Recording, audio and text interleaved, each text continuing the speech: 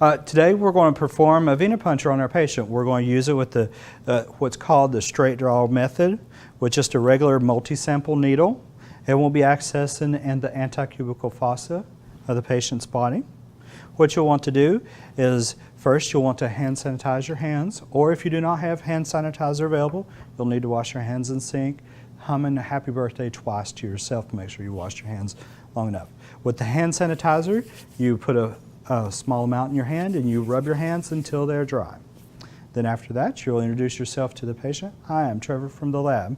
The doctor's ordered some tests today. Do you mind if I collect these samples? So the patients shook their head, no, they don't mind. So with this, I've informed my patient, so I've achieved informed consent. And since the patient didn't verbalize anything back to me and they have their arms sticking out, I also have implied consent. With implied consent, this is where a patient makes a gesture such as sticking out their arm or shaking their head as they do not mind. So I have my consent. We'll go ahead and begin the procedure. The supplies I'll need is a new tourniquet. You'll need a couple of alcohol swabs. You'll need a couple of pieces of 2x2 gauze. Non-sterile is okay. You'll need your multi-sample needle.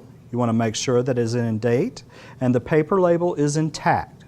This is very important to check this every time. If the paper label is not intact and matching up, we do not use the needle. You'll need your holder or your hub, and you'll need whatever evacuated tubes that you'll use.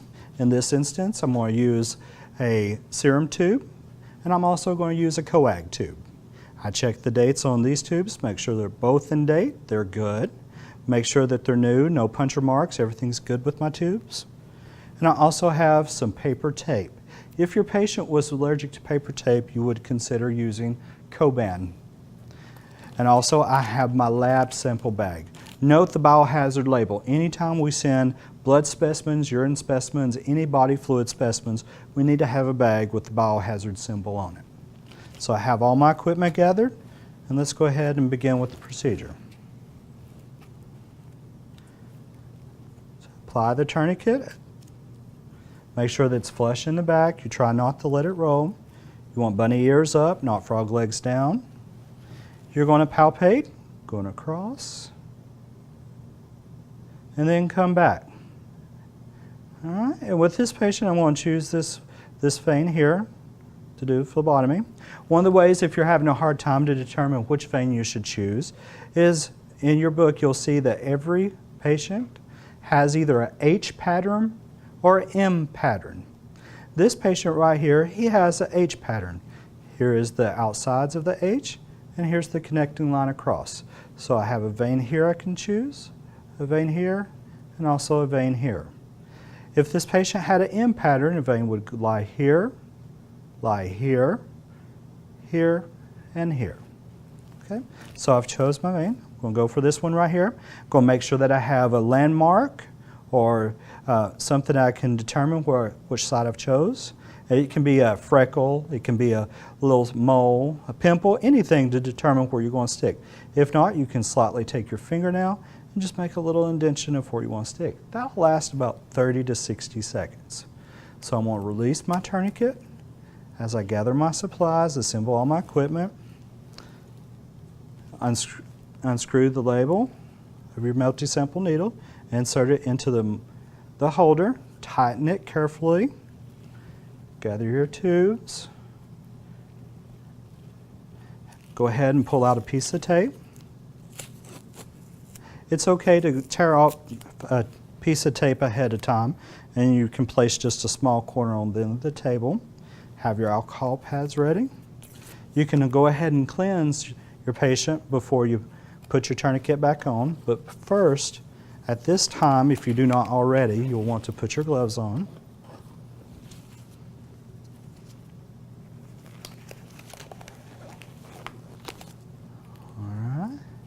And what I'm going to do is I'm going to imagine where I'm going to insert my needle. That's where I'm going to place the alcohol, which is 70% isopropyl alcohol. Start in the center of the patient. And I'm going to do an inside-out concentric method, trying to push the dirt away from the skin. And you'll always want to check and make sure that the alcohol swab comes out clean. If it had a little bit on it, it doesn't mean your patient was unsanitary. Just take another alcohol swab and swab again. I'm going to throw this alcohol pad into the regular trash. Remember, the only thing that goes in the biohazard trash is sharps such as needles or used tubes, or any gauze or material that's been saturated with 50% or more of blood. Okay, everything else can go in the regular trash. So I've cleansed my patient, I have my needle assembled, I'm letting the alcohol dry, and that'll take about 30 seconds. I'll go ahead and reapply my tourniquet, and this is something that you'll need to do. As you become more experienced as a phlebotomist, you can leave your tourniquet on. Remember, you can only leave a tourniquet on for a maximum of 60 seconds. So I have my tourniquet. And now that I have my tourniquet on, I ask my patient to make a fist. I cannot touch the site no more since I've cleansed it. I'm going to release, pull back my safety cap of my needle. You're going to want to release the cap in a downward motion. Check your needle, make sure that you have bevel up. There's no barbs, shards, or any bent material on the needle. And everything's good with this one. Okay, with my non-dominant hand, I'm going to anchor with my thumb. My other four fingers is going to wrap around the patient's arm. What you'll do is you push down and pull back a little bit, and that anchors your patient's vein a little bit. With my dominant hand, that's the one I will stick with. All right, here I go. All right, so I have my needle in, and with correct order of draw, the light blue tube will go first. We'll let it fill.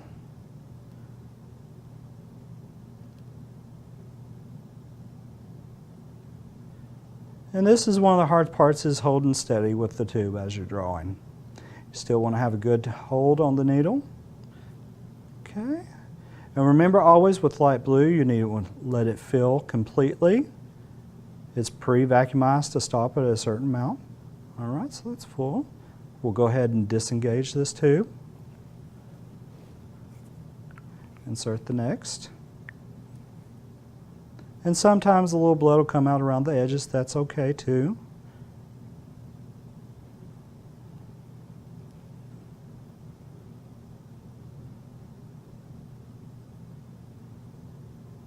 And one thing that you can look for to help you tell when the blood is done is it shimmers as it's moving, as it moves in. Once it stops shimmering, more likely your tube's full. And this tube is full. It's my last tube, so I'll release my tourniquet. Pull the tube out. Get my gauze, fold it over once, twice, pull my needle out, cover, and immediately safety cap. Ask your patient to hold the gauze. Sir, will you please hold that? And immediately take your needle to the biohazard container. You do not sit down on the table. We must protect ourselves first. All right. Next, we'll grab the tape that you've already torn and place over.